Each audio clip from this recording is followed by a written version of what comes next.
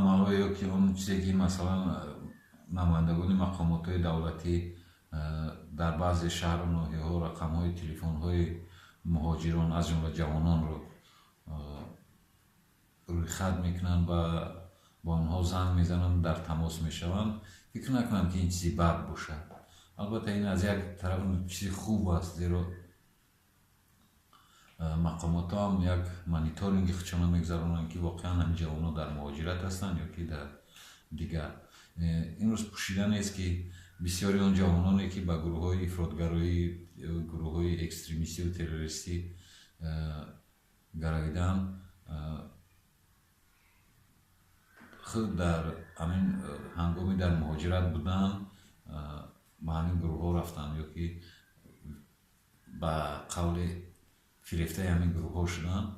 اصلا که این همه خودشم در اکثریت در مهاجرت مهنتی رو با افراطگرایی آوردن، چون در اونجا اون به قول امام ها یا که اون تبلیغگرانی همین گروه های اکستریمیستی افراطگرایی اونها رو به زودی از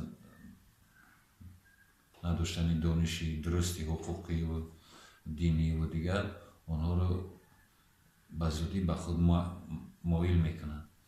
از این خاطر این فکر میکنم خوب است، باید که دولت، باید که حکومت داند که شهروندانش در کجا هستند و به چی کار و به چی مشغول هستند.